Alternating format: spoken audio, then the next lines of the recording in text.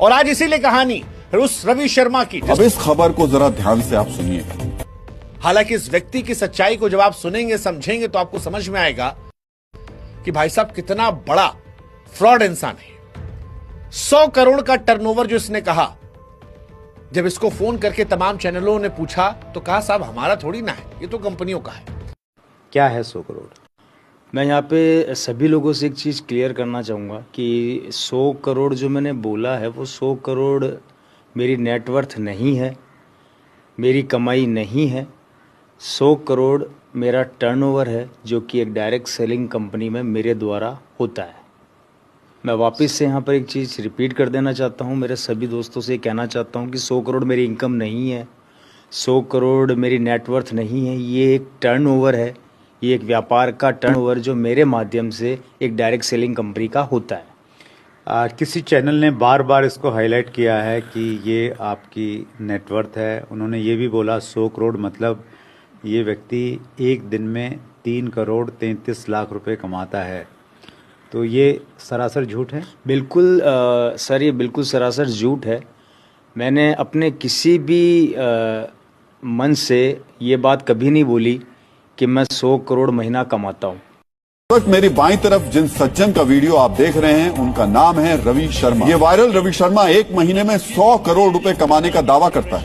मुझे पता था कि ये सवाल ज़रूर आएगा, तो इसके लिए मैं अपने एविडेंस जो है अपने साथ लेकर आया हूँ और वो मैं आपके सामने प्रस्तुत करना चाहता हूँ। प्लीज़। ये जिस डायरेक्ट सेलिंग कंपनी में मैं काम करता हूँ उसका एक स्टेटमेंट है पिछले महीने का, जिसमें जो मेरा टर्नओवर हुआ है वो टर्नओवर हुआ है 120 करोड़ 76 लाख 59,251 रुपये। 120 करोड़ 76 लाख 76 लाख 59,251 रुपये सिंगल मंथ का है? एक मंथ का है सर। ये टर्नओवर है और आपने इसी की बात की थी? मैंने इसी टर्नओवर की बात करी थी और आज भी मैं वही बात कर रहा हूँ, मैं टर्नओवर की बात कर रहा हूँ सर। राइट। तो पहला जो आपके ऊपर में एक प्रकार से आरोप लगा था वो आरोप गलत था। 100 करोड़ का न आपकी नेटवर्थ की है, न आपकी 100 करोड़ आपकी इनकम की बात हो रही है। जी सर। दूसरा आरोप लगा है कि रवि शर्मा 6 लाख जीएसटी पे करते हैं। टैक्स रिटर्न या प्रॉपर्टी पेपर्स दिखाने कहेंगे तो वो गायब हो जाएगा। इस देश में कई न्यूज चैनल्स, कई सारे पोर्टल्स ने इसको लेकर इसके दावों की पड़ताल की और इसे पूरी तरह झूठा पाया। क्या कहेंगे? बिल्कुल सर, मैं इस पे यही कहना चाहूँगा कि देखिए, जहाँ आपका टीम वर्क होता है, टीम डेवलप होती है या आप काम करते हैं नेटवर्क इंडस्ट्री में, तो वहाँ पे जब आप एक लेवल पे पहुँचते हैं तो वहाँ पे एक अच्छी इनकम भी आपको मिलती है, एक अच्छा इनकम आपका जनरेट होता है। तो उस चीज़ के लिए भी मैं एक छोटा सा प्रूफ आपके सामने रखना चाहूँगा। ये है मेरी मदर के नाम से है और पारस देवी शर्मा मेरी मदर का नाम है।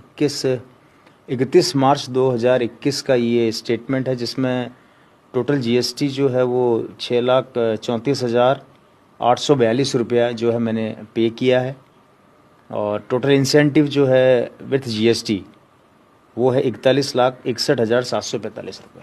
जीएसटी कितना पे किया इसमें आपने? मैं वापस से रिपीट कर देता हूँ। CGST 3,17,421 रुपये, SGST 3,17,421 रुपये, दोनों मिला के आपका टोटल 6,34,842 रुपये।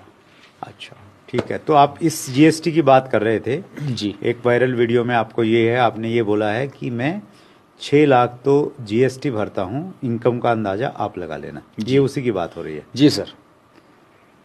तीसरी बातचीत हो रही है आपकी गाड़ियों के बारे में।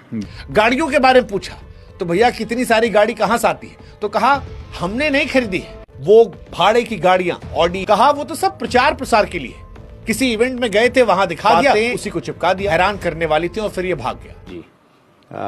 आपने बहुत सारी गाड़ियां खरीदी हैं, इस बारे में आप क्या कहना चाहेंगे? और मेरे पास भी कुछ गाड़ियां हैं जिसके लिए मैं थोड़ा से छोटे कुछ प्रूफ लेके आया हूं जिससे कि लोगों को थोड़ा बिलीव हो। जैसे कि मेरे पास एक गाड़ी है जो वो भी मेरी मदर के नाम से ही है, BMW X5 है।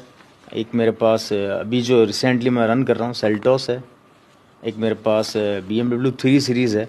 अभी मैं ये गाड़ियाँ रन कर रहा हूँ और बाकी गाड़ियाँ जो है वो आती और जाती है, क्योंकि हम जिस इंडस्ट्री का हिस्सा हैं वहाँ गाड़ियाँ ज़्यादा चलती है। तो एक आपकी शोरूम की बहुत बात और चर्चा चल रही है कि जी। आपके पास में आप एक शोरूम बनाने वाले हैं, आपने बना दिया, उसकी सच्चाई क्या है? पूरी तरह झूठा पाया। सोशल मीडिया पर इसके मीम्स की बौछार है, लेकिन फिर भी लोग बेवकूफ बन रहे हैं। ये रवि का 100 करोड़ का टर्नओवर कुछ वैसा ही है जैसा ख्वाबों की दुनिया में आपका महंगे महंगे ख्वाब देखना। हाँ, मैंने बोला था बहुत पहले कि मैं एक शोरूम बनाऊंगा और ऐसा मेरा सपना था और मैं सपने पे मैंने काम किया और मैंने जयपुर के अंदर एक अपना एक छोटा सा शोरूम बनाया और उस शोरूम के अंदर मैंने जो लोगों से कमिटमेंट किया था अपनी डायरेक्ट सेलिंग कंपनी को लेके कि मैं वहाँ पे उनका एक छोटा सा सुविधा के लिए एक शॉप ओपन करूँगा, तो बिल्कुल मैंने वो किया है और ये उसकी पिक्चर है, अगर आप देखना चाहें तो मेरे पास ये अवेलेबल है। राइट, हम इनको कोशिश करेंगे कि बड़ी स्क्रीन पे हम दिखाएंगे ताकि सभी दर्शकों को जी सर मालूम चल जाए। तो ये तो हुई उन आरोपों की बात जो आप पे लगे थे।